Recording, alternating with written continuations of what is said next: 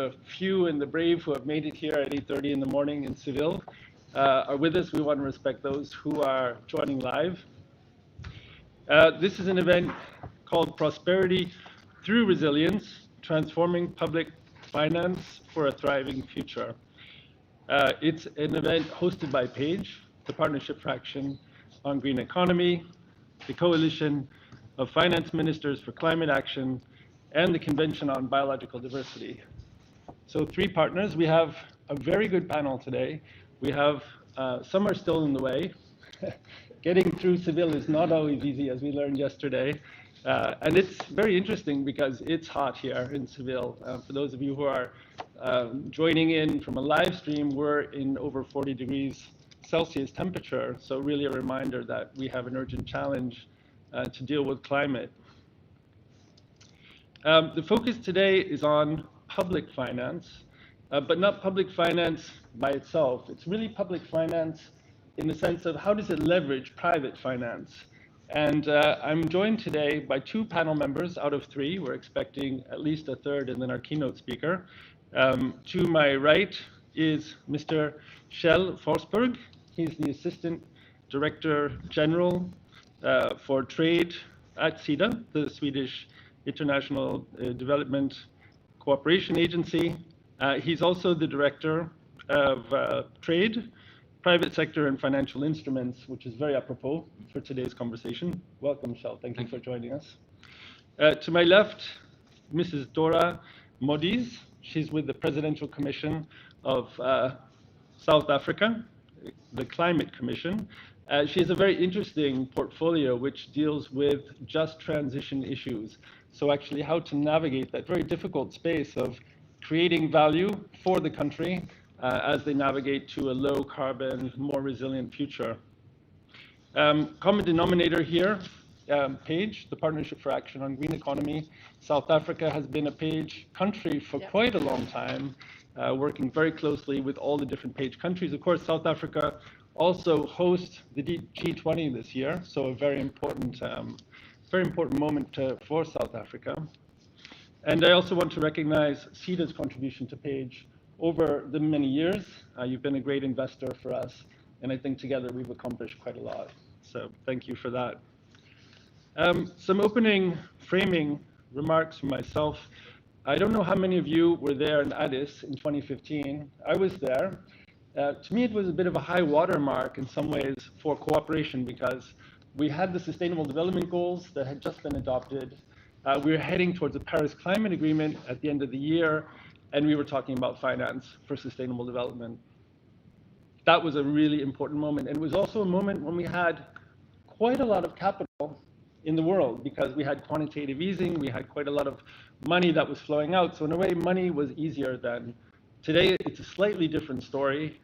Today, we have quantitative tightening because we have to reel all that, that easing back in, and it's a much more difficult capital market. And that puts a lot of pressure on countries, all countries. That puts a lot of pressure on the public purse. So the question that we have today is, how do you use those scarce resources to leverage additional financing? That's really the key question that we have. Today, we will hear different stories, and what we are trying to look for is the common denominators of success. Welcome, Deborah.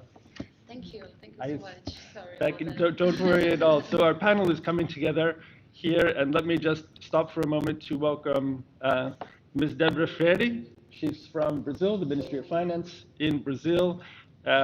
She is at the Fiscal Policy Unit, and she's the Undersecretary for Fiscal Policy. Is that correct, Deborah? Yes. Okay. Welcome. So coming back to the framing remarks to this first panel, the signals are clear. What's the policy response? That's the question that I'd like to tease out with the panel today, because it's not necessarily one recipe for all countries, but it might be different recipes with some common denominators.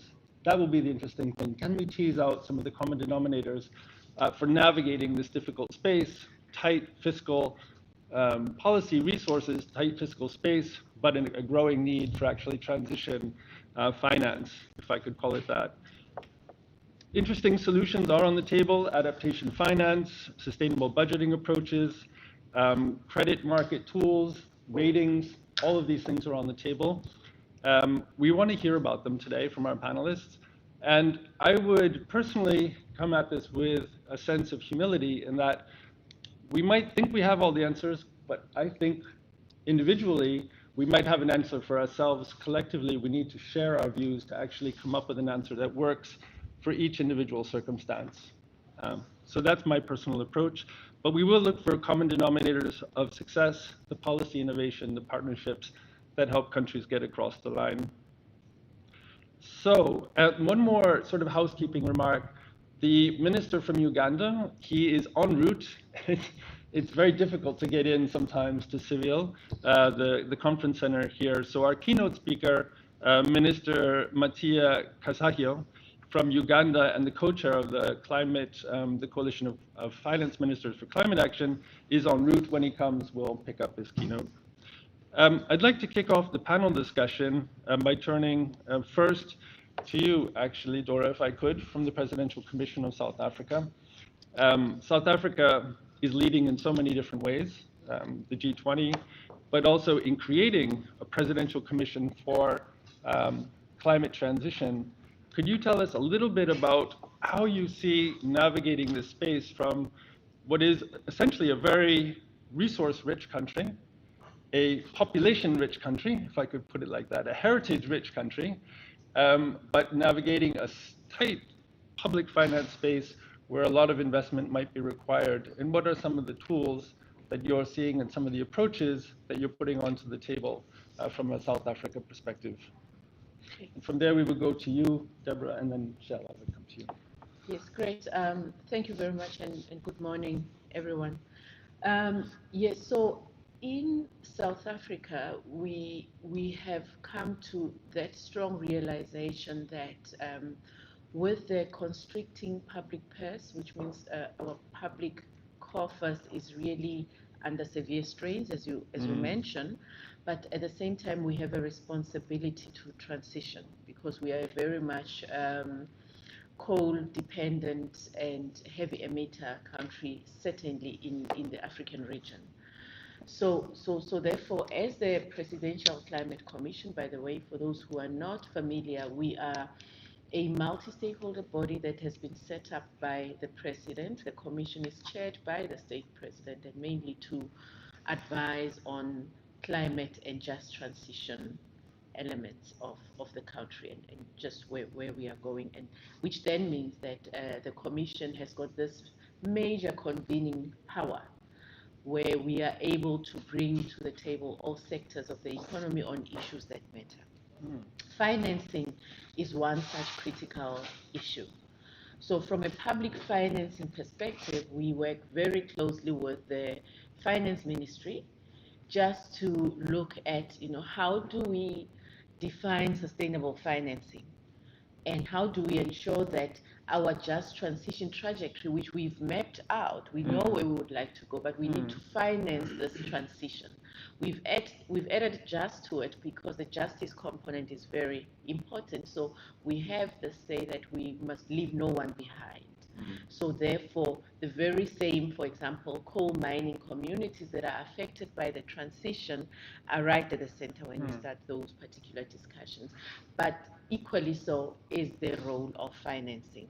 So the Finance Ministry has then, and I must say that we are very fortunate to have a Finance Ministry that's very much open to these engagements and is able to explore different options. So firstly, starting by looking at how do we align existing budgets in the country. So different current budgets that we have and allocations to different departments need to somehow be sustainability or pro-sustainability. So be it the health budget, the education budget, and all that. So in our just transition trajectory, we've said we need skills for new industries because we are looking at green industrialization. So therefore, the question is, Ministry of Higher Education, how are we skilling such that we are able to finance or to get to a transition that we want to see? So we are now implementing and working very closely with the Treasury Department to then do what we call climate tagging the budget across the different mandates to make sure that such allocations are done effectively. The other second key issue, aside from the budget, is around blended financing. So by being able to convene and look at the different perspectives, we're able to then say, well, how do we use public funds that we have to, and public funds would be either through public allocations, concessional loans, guarantees, all other measures of public funds, including what the finance ministry would leverage from development partners. How do we use those funds to then crowd in other capital, be it private capital, commercial banks, and all that, and which is why then also those agreements and conversations are in place. The JET IP, the Just Energy Transition Investment Plan that South Africa launched in 2021 at Glasgow is one such example of how we then crowding in capital, and we are now looking at resilience, adaptation in different sectors in terms of how we then crowd in. The other key issue on blended financing is now a question of green taxonomy and how South Africa published already 5 years ago the carbon tax, and we are currently, am I out of time? Just to finish. Oh, okay. So there is also the issue of taxation. Maybe I will elaborate later. And my last point that I wanted to put in on the table was the absorptive capacity, how we do project preparation and put in systems to make sure that we are able to arrive at tangible and bankable projects, especially large infrastructure projects, decarbonization initiatives, transmission lines expansions, where we come up with programs that are bankable and that where we can attract the necessary investment. Thank you. Thank you so much, Dora. I mean, it's very interesting to hear about the transition pathway that you're mapping out. It has to be just, it has to be fair, it has to create jobs, because you have a large youth demographic. And here I'm also thinking of our partners in PAGE, the International Labour Organization, which has been the PAGE lead and working with you very closely, I believe, as well. I should say this event is also live streaming on the ILO website as well, so we're connected with them somehow. Deborah, I want to turn to you because you've also done some really interesting work in Brazil on mapping out a transition plan, which relies on fiscal policies, public finance steps to actually guide private sector investment. And I'm wondering if you can say a few words about how that's gone for you and how have you set the pieces into place that would guide that transition in Brazil. Thank you. Good morning, everyone.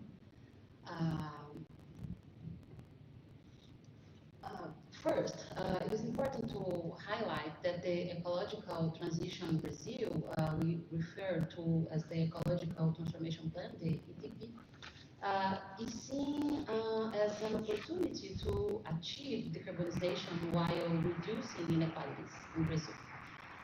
The ETP in Brazil's, the ETP is Brazil's flagship strategy for reaching net zero emissions by 2050, while also aiming to promote economic growth, social inclusion, and resilience.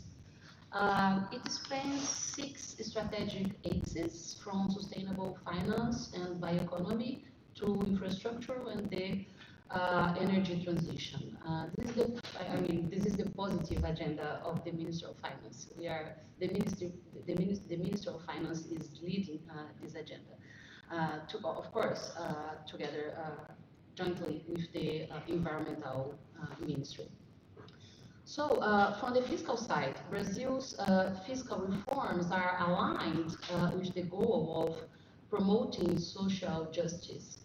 In recent years, after the devastation effects of the pandemic and some setbacks in important social protection policies and also on environmental policies in previous administration, President Lula's third administration began by structurally expanding Brazil's social protection system and promoting environmental mitigation and adaptation policies aimed at fostering a new model of development. At the Ministry of Finance, with respect to fiscal policy, we have been working to establish fair financing mechanisms to support these commitments and to develop measures that promote the ecological transition. In terms of fair financing, we introduced taxation on offshore investments, expanding the tax base and correcting important distortions like tax avoidance and the asymmetry between labor and capital income taxation. We carried out a major consumption tax reform, merging several taxes into a dual VAT. This reform is seen as a major driver of productivity gains in Brazilian economy, which will help structurally increase revenues in the medium and long term.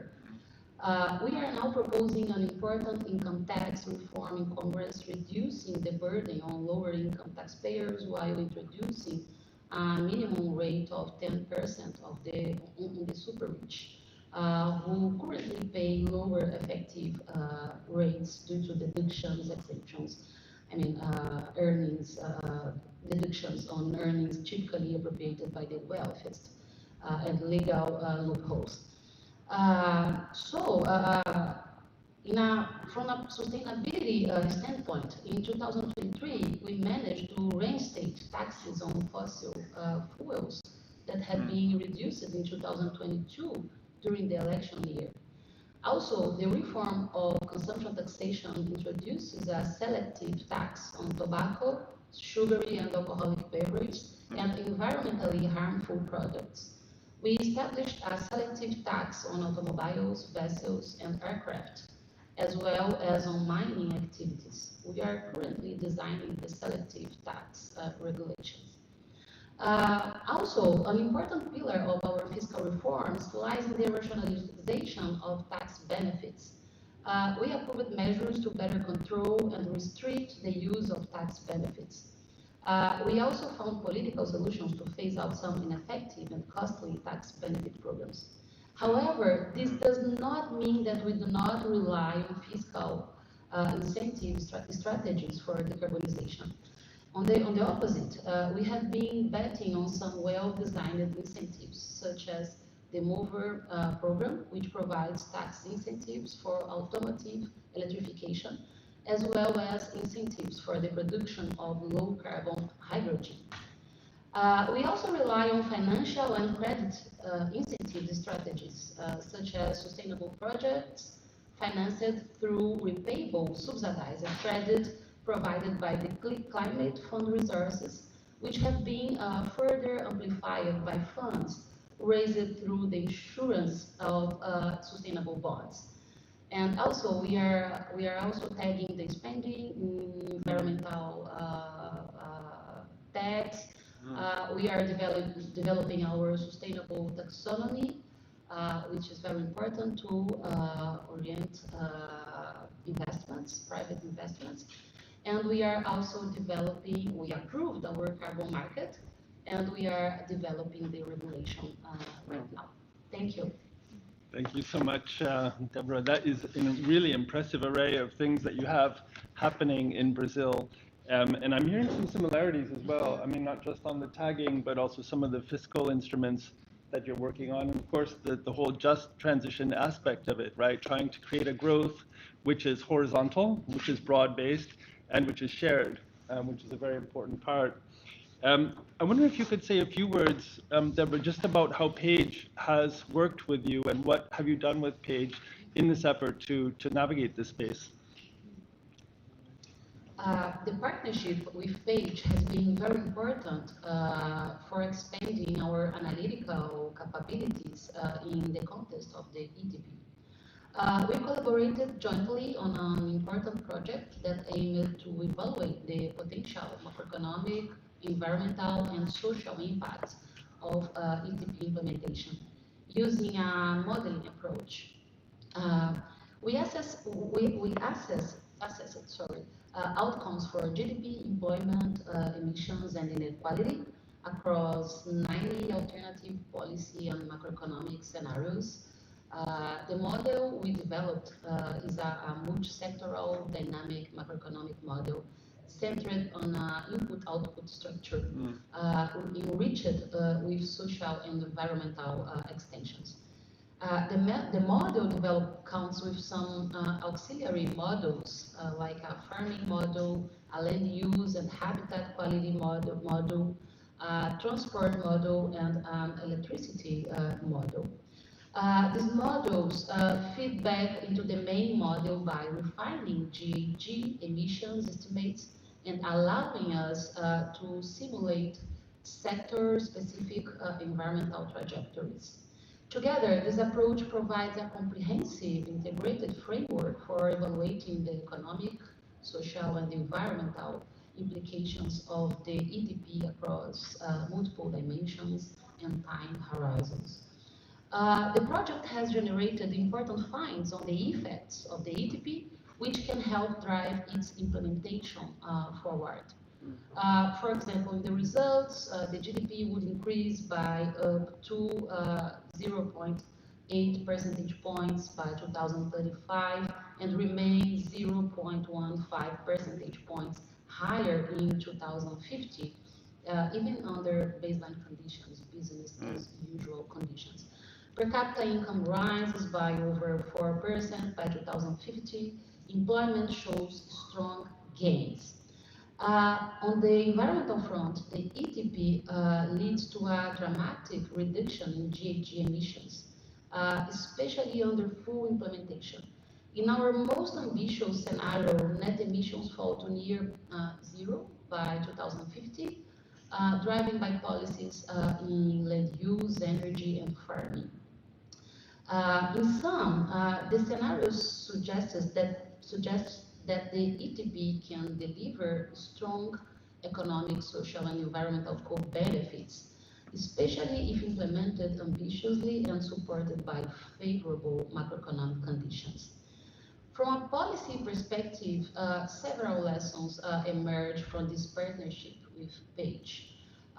First, alignment between climate and development goal is feasible, but requires commitment and coordination. Halting deforestation and promoting sustainable land use are essential. Farming sector productivity must rise faster than output to avoid land expansion pressures. Addressing supply chain bottlenecks, especially in hard-to-abate sectors like cement and steel, is critical to avoid important dependence. Social and environmental objectives can be mutually reinforcing. I think this is a very important result we got from this project with PAGE, but only if complemented by targeted social policies. Finally, as a Undersecretary for Fiscal Policy, I have to say we have the fiscal friction. It is important to say that it's very important to Brazil to continue in a fiscal consolidation path, but scaling up green investment and infrastructure will require discussing about fiscal rules to ensure financing is adequate for the sustainable transition. So the partnership with PAGE is very important to us. Is pushing it's pushing the results, the impacts of the ETP plan in a political way. So it's very important to get these capabilities, these capacities together, with the Minister of Finance. Thank you. Thank you so much, Deborah. That was fabulous to hear about that experience. And I have to say, it's been an incredibly rich experience working with your ministry, with the Universidade Federal de Rio de Janeiro, the knowledge partner in Brazil, And that's something that Page tries to do in every case, is not come in with the answer, but work with you and local institutions who would have the answer that works for you. And it's very interesting to hear that you're basically using the modeling to look into the future and test some of your fiscal policies, which probably is the same. Oh, our keynote speaker has arrived. Welcome, Minister. Thank you. Welcome. Thank you. Good morning. Good morning. Good morning. Minister, we're just in the middle of a very interesting discussion with our panelists. I will turn to you in just one moment. I want to first come to Kjell Forster. He's the Assistant Director General at SIDA, the Swedish International Development Agency, Cooperation Agency. Kjell, you have a broad view of many countries who are doing very interesting work in the space. And I'm sure, as we were talking before, it's a very difficult field to navigate at this point in time. What are some of the elements of success that you're seeing to use public finance instruments to leverage the private capital that might be needed for this transition space? No, thank you, and thank you for having us on this panel. I think Sweden and SIDA in particular has been very engaged in forward-leaning in the financing for development, and also catalyzing and working with partnerships and trying to mobilize around the sustainable development. And that includes to work more with the private sector and investors and blended finance, and also to integrate it with the climate and the climate finance and the adaptation that is needed. But we believe in the role of the private sector to work on this as well. And one of the things that we've been doing is that we, in Sweden, in 2016, set up the Swedish Investors for Sustainable Development. And that inspired the UN to form the Global Investors for Sustainable Development, the GISD, where SIDA is a strong supporter. And I think the GISD's mission is really to align investments with sustainable development and catalyze new investments for developing countries and emerging markets.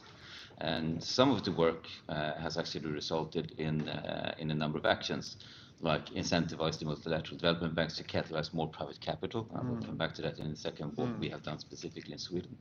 Incentivize countries when they are talking about bringing up new loans, and also to do it in the form of SED bonds, for example. And also creating a platform to channel investments through the MDBs to countries and infrastructure. And so on. But SIDA has now also recommended the GISD to move more to country level and work more with countries. So hopefully we will be in a position to do this more on the country level going forward. Thank you so much, Kjell. There's so much more to say and to ask, but maybe just one thing, because of course the financing scenario right now is difficult. The ODA is shrinking. We're in a tight capital space where interest rates are high, and so on. And when you are thinking about how am I going to work with a country to get to that country solution, what do you look for? What makes a good investment from your point of view? I think what is a good investment? I think really from what we do with the financial instruments that we have at the table is working with, for example, credit enhancements. So I mean, we can do it in different ways. But what we've done, for example, for some of the MDBs, is that we work with balance sheet optimization to allow them to channel much more funds to specific countries and specific sectors. And we know clearly that if we can do credit enhancement, that means at the end of the day, it will be a much more competitive interest rates at the end of the day, lower down the chain. So balance sheet optimization is one thing that we are actively working with some of the MDBs. Excellent. Thank you so much, Kjell. It's really interesting, and that makes a great segue to our keynote speaker, who is the Minister of Finance from Uganda.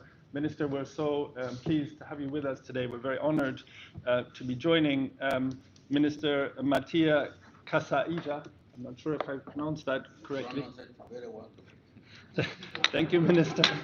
The Minister Kasaija is not only Minister of Finance, Planning and Economic Development in Uganda, he's also the co-chair of the Coalition of Finance Ministers for Climate Action, a very important post because this is a very important group of people that can help respond to some of those questions that we've been tossing around here on the panel, which is how do you actually make those decisions that increase the prospect of prosperity for all of your citizens and create resilience in a very constrained fiscal space environment.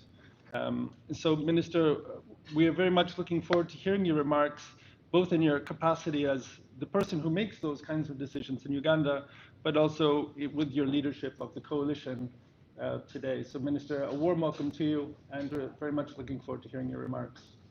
Thank you very much, and good morning. Sorry, my apologies for coming late.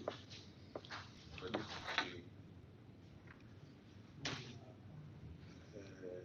let us put it down. Now, I'm entering in an issue that has not been prevalent, and therefore, I beg that you excuse me. No problem. You excuse me, because the subject has not come having consulted. I consulted people who should know better than I do.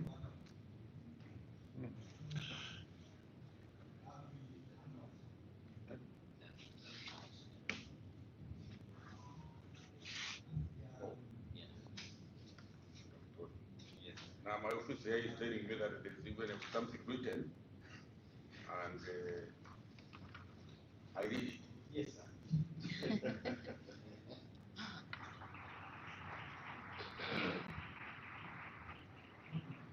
Okay, Your Excellency, the distinguished guests. Good morning, first of all. Secondly, thank you for inviting me to contribute to this critical dialogue on systemic resilience, the integrated strength of our country economy, society, and environment. Let me begin with a snapshot from home. Last November, flood waters damaged road infrastructure across much of the country, resulting loss to both households and government in terms of revenue and increased expenditure was deeply felt. However, in areas where we had invested in climate resilient infrastructure such as the Kampala North Bypass and the Entebbe Expressway, with wide culverts and ecological considerations, the impact was significantly reduced. Trade continued uninterrupted, children made it to schools, and farmland remained protected.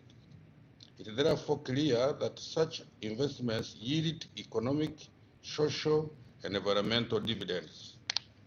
Too often, resilience is treated as a burden. Uganda sees it instead as a strategic engine for growth.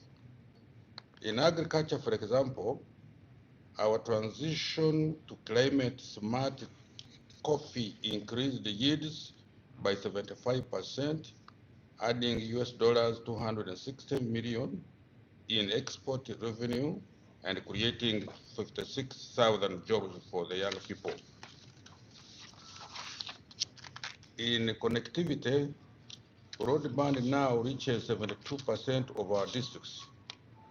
During the 2021 drought, real-time market live alerts helped prevent losses worth 28 billion Uganda shillings, safeguarding the livelihood and rural incomes.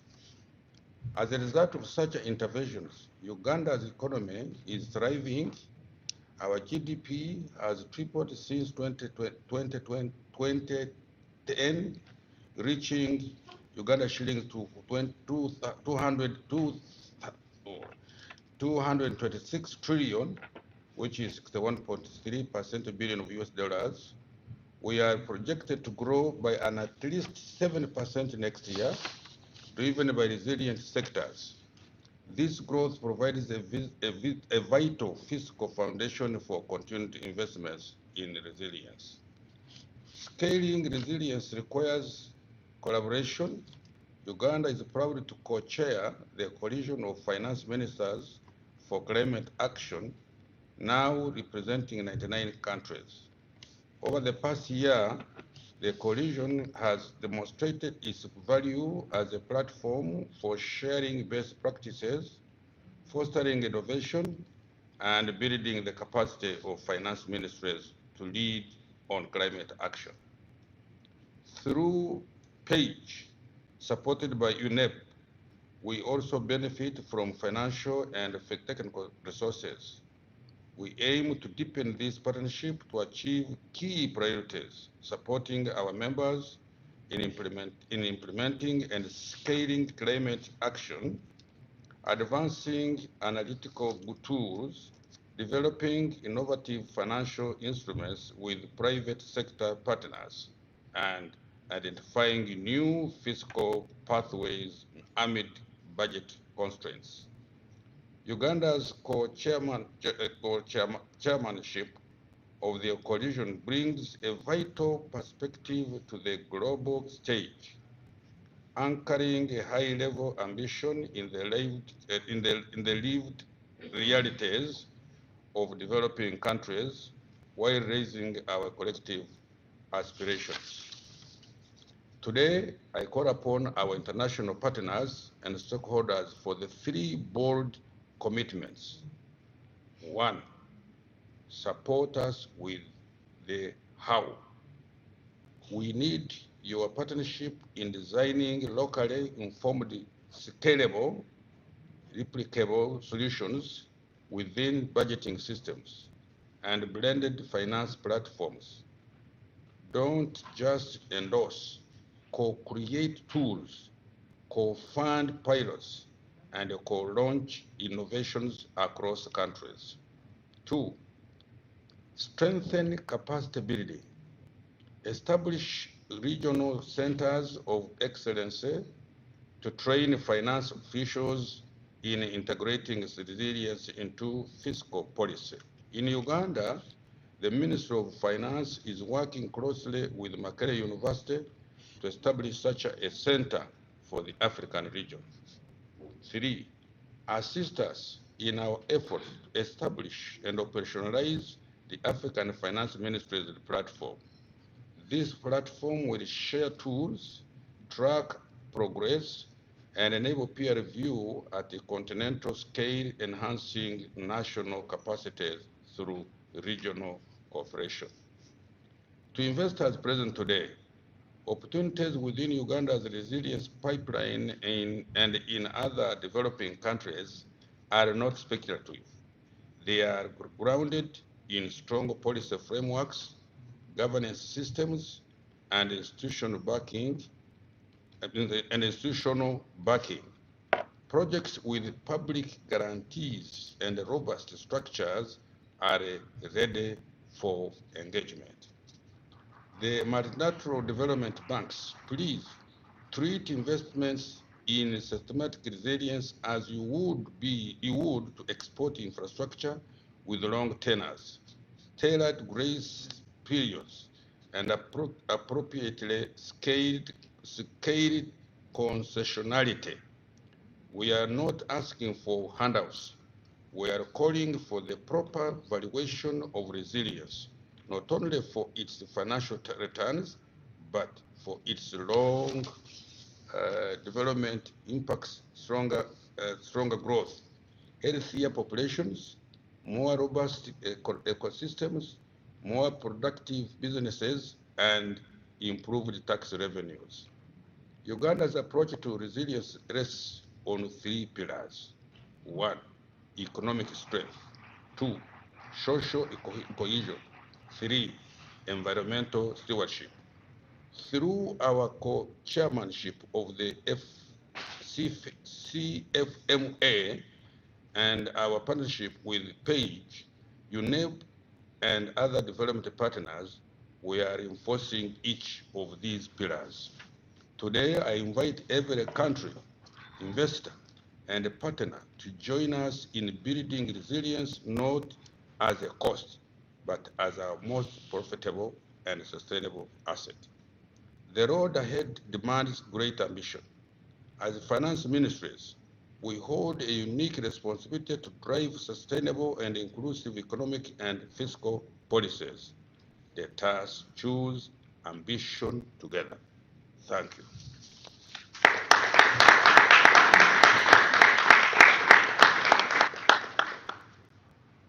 Thank you so much, Minister, for sharing those thoughts with us.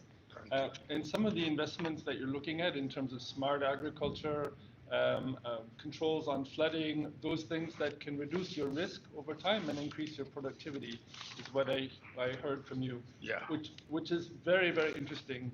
And of course, your leadership on the coalition, I also find very, very interesting. You also mentioned a platform for Africa at the same time of finance ministers.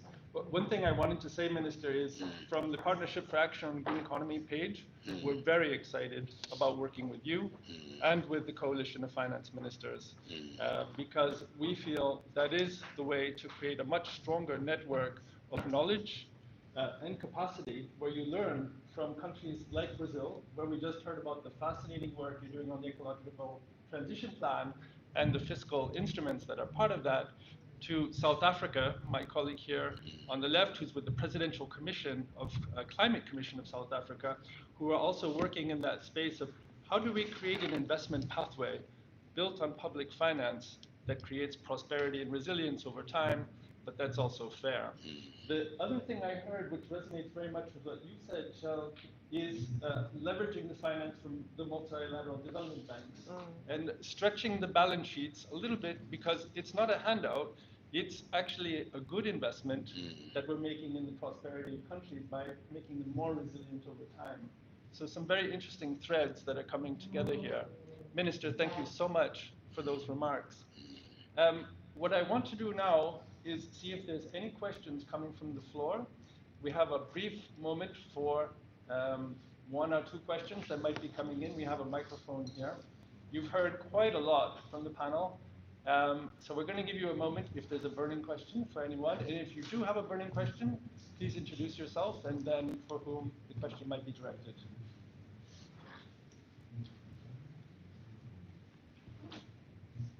Morning, thank you. I'm Jacinda Njike with Climate Champions and Ambition with Finance and MD.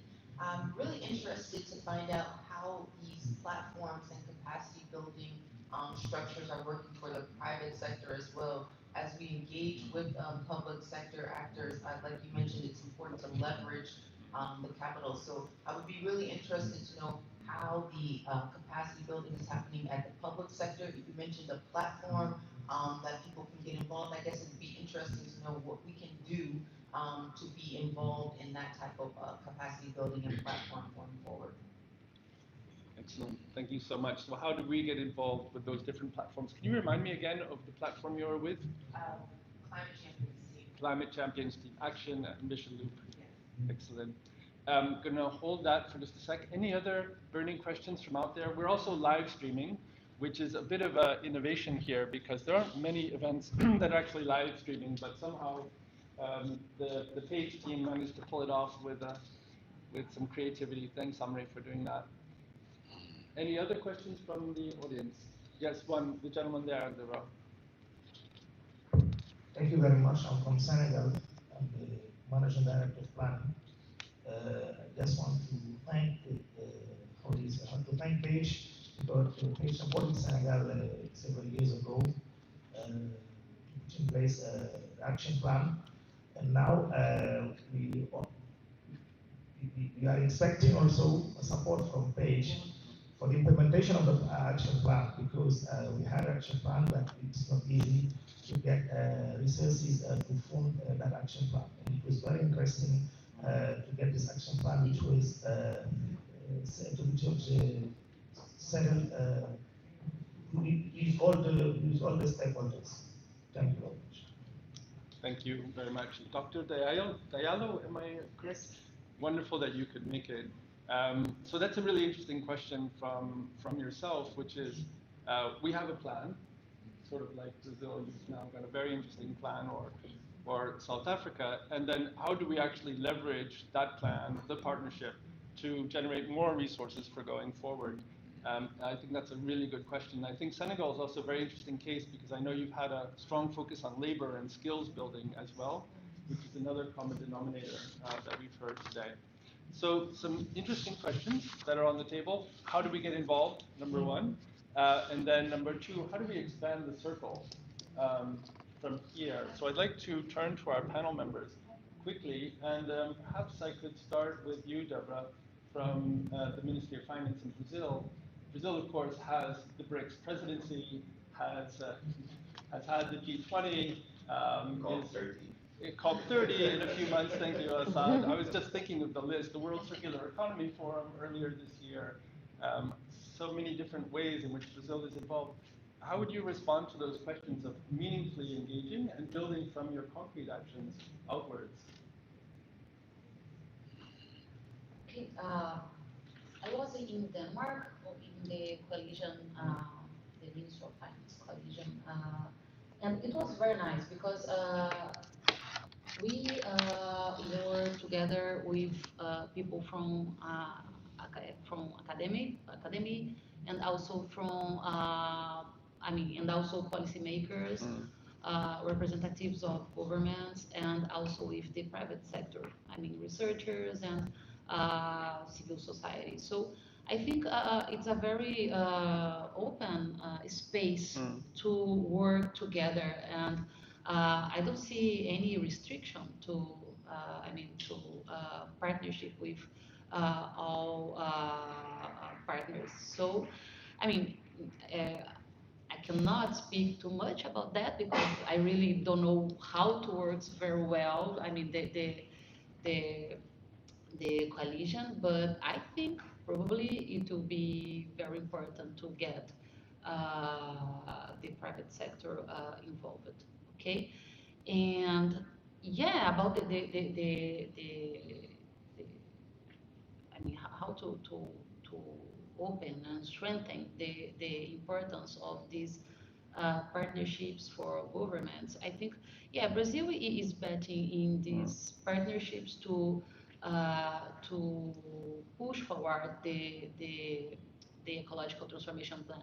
We have many partnerships. We have the partnership with Page, but we have many partnerships with other partners, with the IDB, with the World Bank. And it's very important for us. For example, we have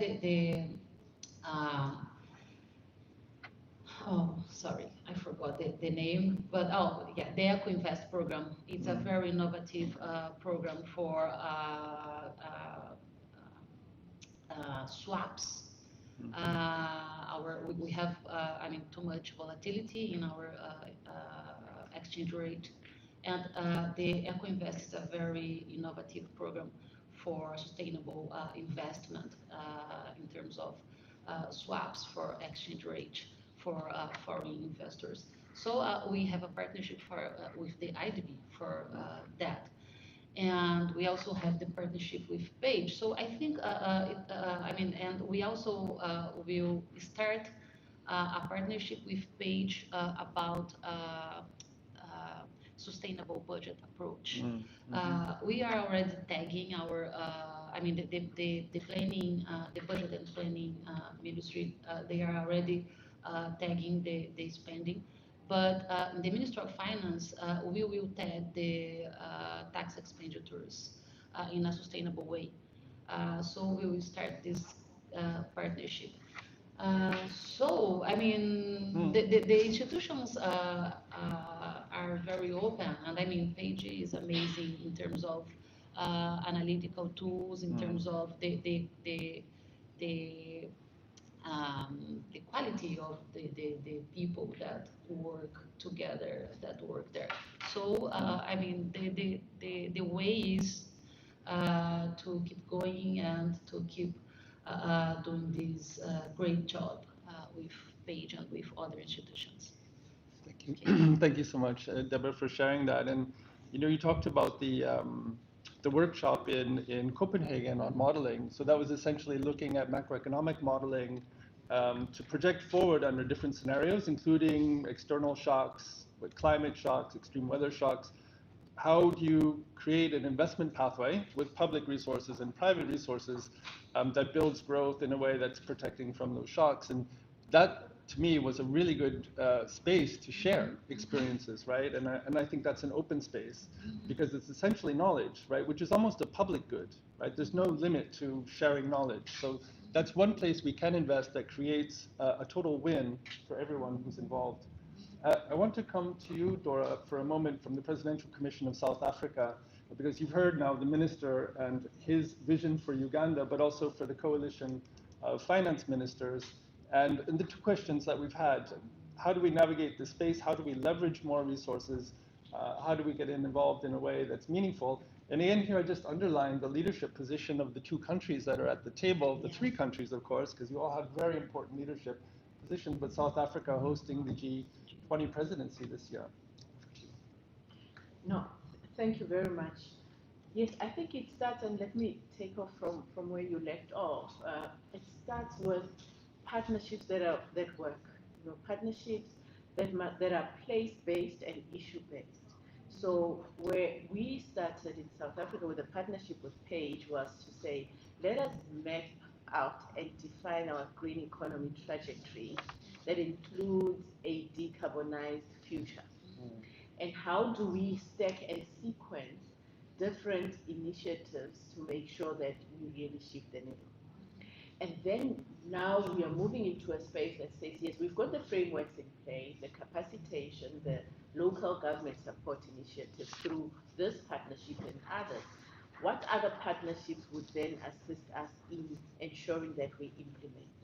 And that's where we then come to, for example, my brother from Senegal, we have a plan in place. Now the issue is, how do we implement it? Who are the key partners that come in to try and resource that particular plan? And which is why, as South Africa at the moment, leading into G20 and COP30, we are pushing this whole notion of country-led initiatives, country platforms. We are actually, immediately after the session, there is a launch session on the Seville platform of action on country-led initiatives.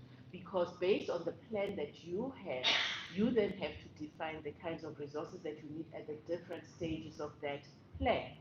And where are those resources going to come from? And how do they come in? Because we are trying to turn the whole system around, because for many years we've been saying ODA comes with conditionalities and requirements and all that. Who said as a country, once you have a plan and you've defined how you want to implement it and how you want to resource it, you are able to then sit with development partners and say, this is the how, and this is how we will accept the finance flows that would enable us to implement. So that's how the whole Sevilla platform for action is crafted, and is also there to support what the Brazilian government is leading in terms of the Baku to Pelém roadmap, because they all talking to each other to then say, no, it's a local solution, but it must also be a local solution that defines how it gets resourced and how it pulls in all these different partners. To get more specific to your question on private sector, how do you bring in the private sector and capital? From the Presidential Commission perspective, we have on the table what in South Africa it's called BUSA, Business Unity South Africa, so which is mainly membership is business communities. There's also BASA, just to confuse with BUSA and BASA. BASA is the Banking Association. So we, and coincidentally last week we come from a conversation with private banks, which was a similar conversation that says, well, how do private banks then get into their discussion, and how do they, and private banks are very clear, guys, don't expect us to finance pre-feasibilities, project preparation and so forth. But in that whole country platform, then we've got a well-defined system. We've used public financing and development funds to ensure preparation, and we've got bankable initiatives, then come in with your equity to make sure that we then implement. So the main issue, I think, is also on just bringing everyone together and understanding the different levels at which you're going to engage with the different stakeholders. Thank you. Thank you so much, Dora. So that's very interesting. A good plan, but not just a good plan. Good plan rests on actually individual investment deals, structures that are viable, well thought out, and that are investable and bankable at the same time. And that's really a pipeline effort, right? That's not only where you're going, but how you get there. Really interesting to hear from that. So I want to come to you, Shel, because now you've heard from a couple of countries, and you've heard also from some very interesting questions from the audience, which is a little bit about the how, right? The how do I get involved, and how does it But then also the question from Senegal, which is a bit, how do I increase my field of action from a Ministry of Finance perspective, having invested? And I'm just wondering from CEDA's perspective, again, sort of what are those things that you're looking for that would open your mind or open your direction, let's say, open your wallet, I guess I'm trying to say. I didn't want to be that direct. No, but how do, what will actually interest you from a cooperation perspective? No, I think so. I mean, from a Swedish perspective, I mean, we are now moving over to something that we call a development offer. So we do an analysis on the country level. That we engage in a dialogue with the country around their priorities and their needs. So one of the first development offers that we actually did this year was for Uganda, and our minister visited Uganda in the spring as well, and we had a very good dialogue around sort of the needs for Uganda, and then how can we translate it into, so what can we do as a development cooperation agency, but what can we also do from a Swedish perspective? And I think, and this is really what we try to do from in Sweden, that we work more in a team way, and that we also support each other. So I think one thing that I know Uganda is engaging in is building a high-speed electrical railway. And that's going to need significant investments and so on. And I think we can do a number of things, in bringing more people and also working on the credit enhancement, and also making sure that it's going to be a bankable project at the end of the day. But we can also work with capacity building, and we can do a number of things, and we can also bring in our European partners through the EU Global Gateway and other partnerships that we have around. So I think what we are trying to do now is move over to much more sort of on the country basis, and really tailor-made sort of what can we do to support the specific country's needs. And not only looking into sort of what can we do as a development cooperation agency with our sort of grants and our guarantees, but what can we do from the broader portfolio to solve and to build this critical sustainable infrastructure projects that is this in dire need. It sounds very concrete, it sounds very tangible, and it sounds like you're looking for countries that are ready to engage at a certain level. So having a plan, having a pipeline, having a vision, as you've described, Minister, but also the steps forward. And that's a key part. And we've heard some of the different ingredients, the budgeting, the taxonomy work, that would set the stage for that kind of dialogue, investment, building capacities that actually set the stage for the takeoff. Minister, I want to come back to you for just a moment, because of course you stepped into a very important role with the coalition of finance ministers, a group of individuals who have a very important role in allocating resources. And you've also heard from some of our different panelists today.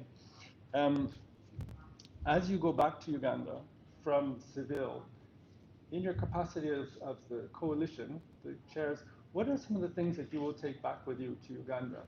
What will you be doing when you go back that would take that leadership forward from Seville, but also some of the elements that you've heard today in terms of partnerships? What would you be prioritizing as you head back to Uganda? I'm going to ask you my officer. So you hand the easy ones to him.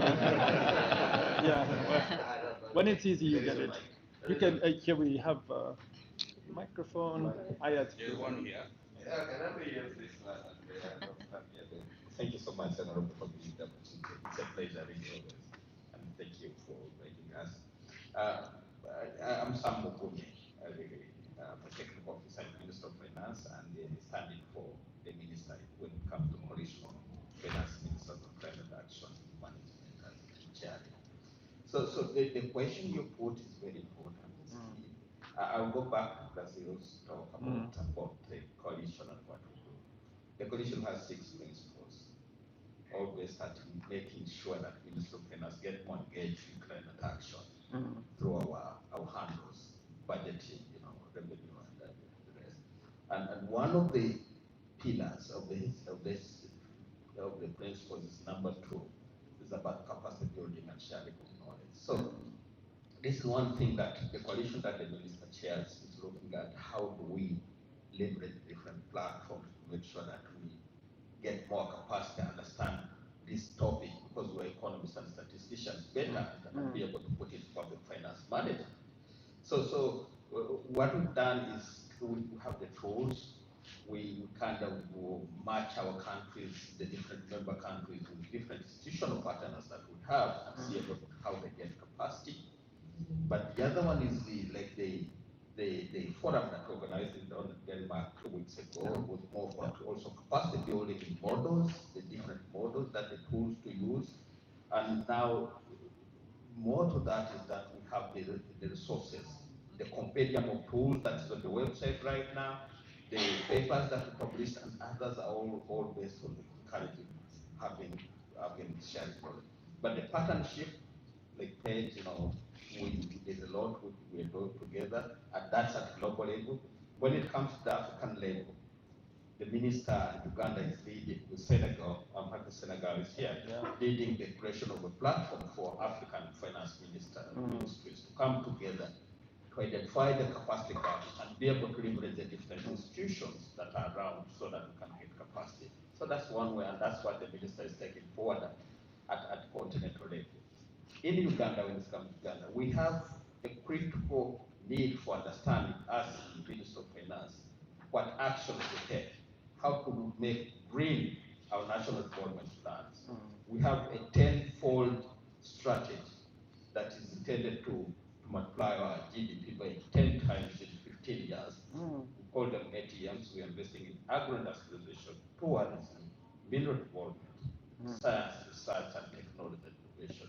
So how do we make this green? And as Minister of Finance, we have an agreement between Makerere University, Minister of Finance, and the using RAMP when it was still active at WRR to see how we can be able to enhance capacity within the business. We've done trainings and we want to promote those ones, but importantly, we want to make sure Makerere University becomes a center of excellence. And we were working towards this during the term for this coalition time, and they will be able to share this information with other institutions and universities at higher learning at continental level to make sure there's understanding. So that's what we carry from here. It's a mouthful, but we would like to partner with many people to make sure this happens. Thank you. Thank you so much for sharing that. When there's an easy question, sometimes you hand off to somebody on your team, and you nailed that one entirely. So you're talking about two things very interesting. The ATM, that's really interesting. Sounds like a cash machine. So that has a nice, but it also has the cash elements, right? And you also mentioned agriculture, technology, minerals. And it's very interesting that you mentioned minerals, because we actually were talking about the energy transition minerals that are out there and that are required to decarbonize the economy. And that was something that we mentioned here because it's such an important push forward. Of course, the Secretary General has a critical energy transition mineral platform that was co-chaired by South Africa and by the European Commission. And it's obviously a huge space where a lot of investment is required if we're going to decarbonize our energy base. So this is a huge opportunity. And thank you also for mentioning, Sam, the importance of sharing knowledge, because that came through, and you mentioned Makerere University, I believe.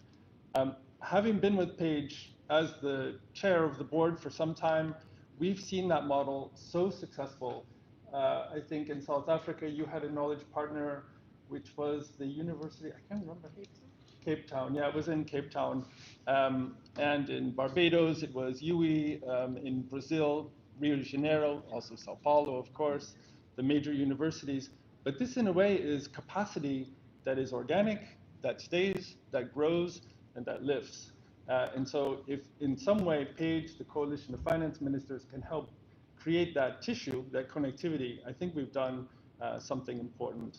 Of course, it doesn't rest there. You actually need to then generate the investment and leverage. And that's where our funding partners are so important, because it is working with the development banks, it is working with the private credit markets, that capital actually flows. The global statistic is around 20% of GDP is capital formation every year. That's a lot of money. Global GDP is over 100 trillion, around 20 trillion a year is invested. But then the question is, how is it invested, right? Is it invested well, or is it invested in things that are going to get washed away, when the floods come. So really interesting conversation. I want to leave some time for wrap-up remarks. I'd like to give our panel a huge round of applause and for thanking you for coming today. You may stay. You may stay, because what I'm going to we have some interesting wrap-up remarks. I just want to check if Nick is here. Yes, excellent. Okay, so I'd like to introduce and welcome Nick. You can just bring a chair here. We've got a microphone. Nick Godfrey from the London School of Economics. He's also helped quite a lot with the coalition, if I understand correctly, and of course done a lot of serious thinking on the fiscal tools, the public finance tools that can create and leverage the private capital formation that we're looking for. So Nick, just in terms of what have you heard today from the minister, from the various countries who are leading in this space, and of course from CETA as well, which is one of the major financing organizations, cooperation organizations, not only for PAGE, but well beyond PAGE. Nick, it's you. Thank you very much. Oh, okay. Great. Wonderful to be with you all today. Thank you very much to PAGE, Coalition of Finance Ministers, Minister. Delighted to be with you. Stephen, as you mentioned, I work at the Grantham Institute, London School of Economics. We're a proud institutional partner to the Coalition of Finance Ministers, and great to see colleagues from Brazil and Deborah, and congratulations to Uganda on its role in chairing the coalition. In terms of what I heard, just want to reflect on, I think the Minister really said it very well, reminding us of what's at stake. What's at stake? Look at the impacts of physical climate risk on economies. Not just Uganda, countries all around the world. And the Minister reminded us the impacts on revenues are very significant. And this is coming right to the heart of the core business of finance ministries. So the finance ministries really understand the risk. The Minister also reminded us, though, of the opportunity.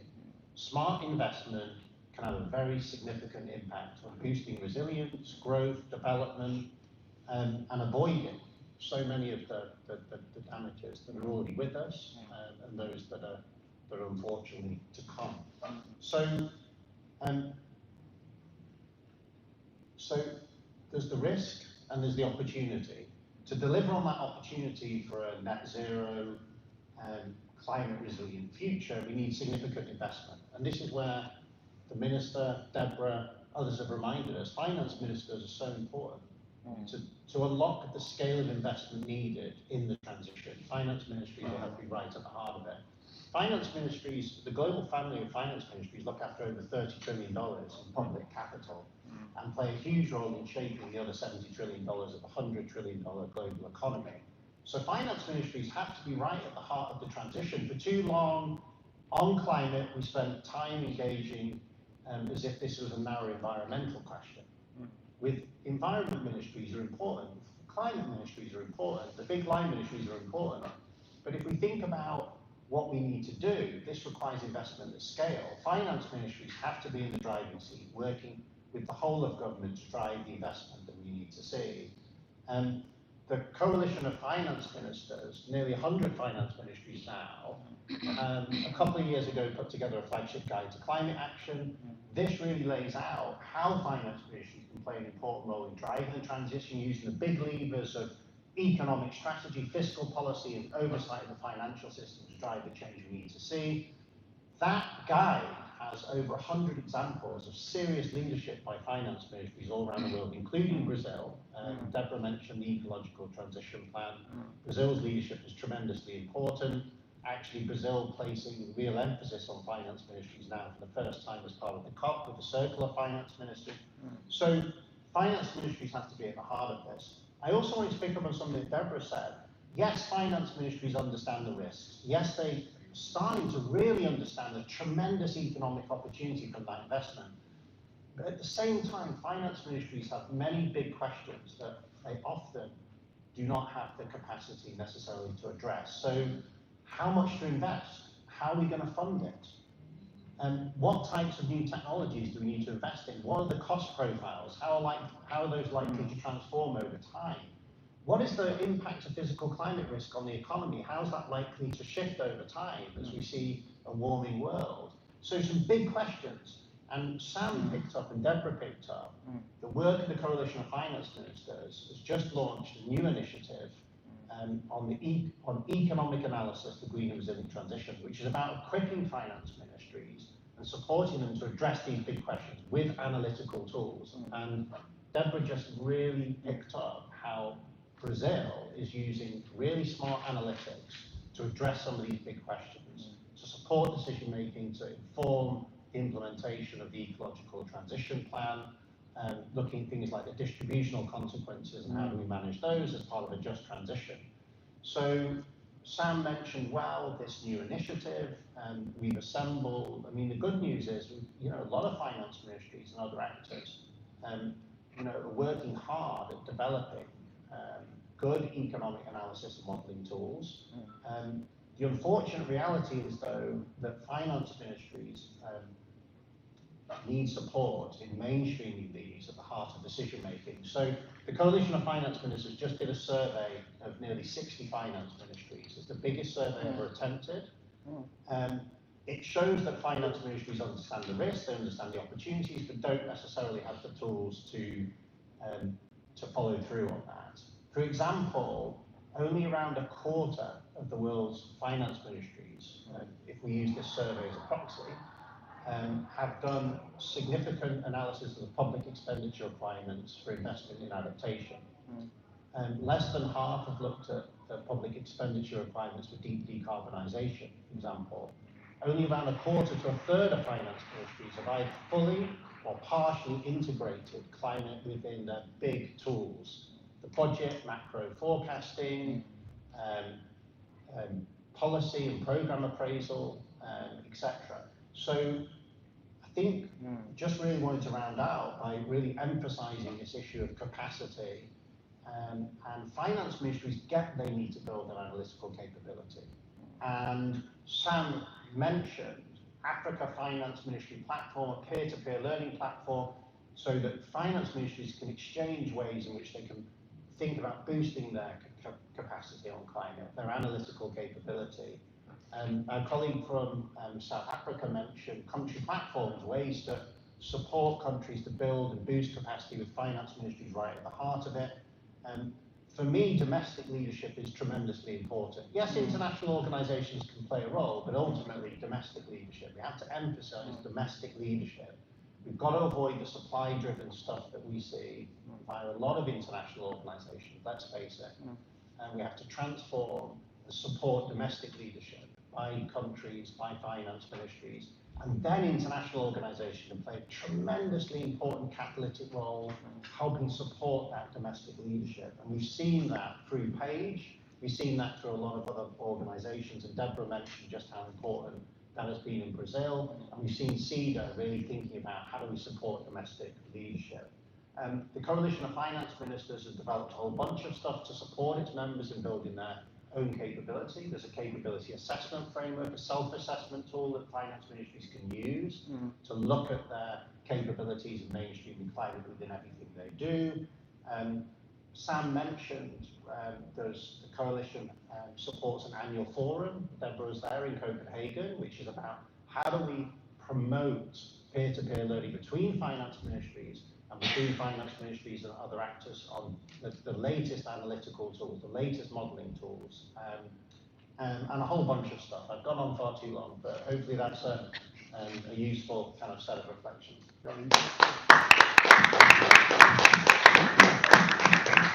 Thanks so much, Nick. I mean, what you've done is you've underlined the importance of capacities, which is knowledge, essentially, and the role of the coalition in curating knowledge, in sharing knowledge, in peer-to-peer learning, and growing the knowledge base. Because frankly, we're all pioneers in this space, right? I don't think any single country has completely figured it out, but what we have is a mosaic of different pathways that work in some circumstances. And we're seeing it in Brazil with the ecological transition plan. We're seeing it in South Africa with the Presidential Commission for the Climate, and in Uganda with your vision minister. the investments that you're making to prioritize a growth pathway that's equitable and innovative, right? Because frankly, we're not going to build the production capacity frontier unless we innovate. That's a bit the key. Nick, thank you so much. I'd like to invite Asad Naqvi to bring some closing remarks to the panel. Asad used to run Page. He was the Page head for many years. He's since been lifted into the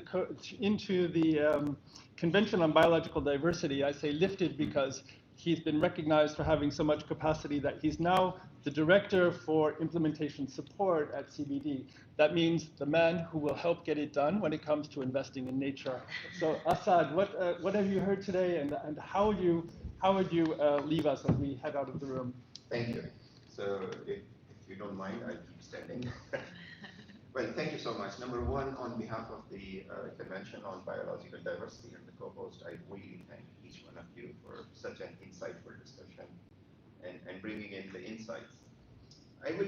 I'll probably turn the table a bit around from the environment that we see, where I see that there are huge opportunities. There are challenges, but there are huge opportunities. Why I am optimistic, and that is one thing that I would like myself and everyone to take back. We have the maximum level of wealth in the world today. Our GDP has never been so high. It has crossed $100 trillion mark. So it's not an issue that we don't have the wealth. Similarly, on the finance side, we have the maximum level of capital accumulated in our bank and financial systems. So much so, even just on public finance, that the subsidies, which are considered environmentally harmful, are at around between $1.2 trillion a year. If you put fossil fuels, agriculture, and fish subsidy, some estimates suggest up to $2 trillion. So is it a dearth of finance which is just pushing us down? No. Similarly, on the technological side, we have gone so advanced that humanity has never been so advanced so far. The artificial intelligence is actually beating human intelligence now. Infrastructure connectivity, we never had that much of that. Productive capacity in agriculture and industry, we never had that much of it. What is lacking is the connection between where the wealth and finance is to where it's needed most. And that is not a constraint which is by a physical constraint. It's a thinking constraint. It's creating the network of the transfer of wealth and capital where it's required most. And that's where one message that I think I'm getting, that the policy and investment decisions that we will take today, with all those opportunities that we have, will determine if the future risks to our prosperity are amplified or mitigated. So that is one thing. The second part is definitely coming on nature and biodiversity. Nature and biodiversity is not only environmental issue. It is the GDP of the poor. We have done studies in Brazil, India, Indonesia, which say that the poor depends on productive capacity of nature for 60 to 80% of their livelihoods, jobs, income. It is the only social protection system that they have when nothing else works. So investing in nature and biodiversity not only provides stability to the natural ecosystems, it provides wealth creation opportunity to the poor. It provides 30% of the solution for climate change. And the bad luck is that only 3% of the climate change related financing goes to biodiversity and nature. Again, not a dearth of finance. It's just where we are putting it. Number three, as we heard, leaving no one behind, social justice, just transition, whatever we call it. Nature is the big part of it. Investing in nature will make the economies more inclusive to the extent that the inequality is at the highest level in the world. Out of the total economy of the global GDP, 3.5 billion poorest people, which is half of the world population, they have only 5% share of the global GDP. And that 5% comes from ecosystems, nature, non-timber forest products, the productive capacity of soil. That's where money needs to go. The Ministers of Finance Coalition. In my view, that is the best thing that has happened to sustainability. And that is a real opportunity if we can harness that potential of 100 finance ministers coming together to address the issues of sustainability, of climate, of nature, of ecosystems. And that's where we, as Page, we as UNEP, we as CDD are fully committed to support the coalition, to make it a success, because that's where the change is. And why it's important? Because public finance is the core pillar of the sustainability solutions. Public finance will set the direction where the private finance will follow. And we have seen that whether it was the creation of vaccine for COVID or whether it was sending the man on the moon. It was the public finance decision which came, and then the technology, the private sector, everybody came together. And that is the role of the Ministries of Finance to lead in that direction, to set the North Star. And that has to be a combined solution for sustainability and social equality. We cannot leave anything behind. As we are getting to close, my just closing remarks, that we have 5 asks from the Financing for Development Conference. Please have a look at those things. We think that rethinking private finance is important. Prioritize a stable and sound financial system with a strategic role for blended finance. We are calling for strengthening public finance. Resilience must be built into financial system rather than treated as an afterthought. And integrated environmental and systematic risks into financial decision making. Mitigating risk is more cost effective than mispricing them. Thank you very much. Thank you so much, Assad, and thank you, Minister, for joining us today. Ministers, I should say. It's been a really good discussion here in Seville. For PAGE, for the Coalition of Finance Ministers for Climate Action, for the Convention on Biological Diversity. Next stop from here, actually Nairobi. Nairobi in December, because we'll be coming your way, Minister, for the UN Environment Assembly, which happens in December of this year, which looks at advancing solutions for a resilient planet. So we look forward very much to convening with you, and I hope, Minister, you could make it to Nairobi for that. I'd like to thank our funding partners, our state partners who are so important, Brazil, South Africa, Uganda, our knowledge partners like the London School of Economics, and all of you for joining us today, bright and early at 8:30 in the morning, some earlier, some later, for joining us today on this journey towards sustainability, prosperity through resilience. Thank you so much. Thank you.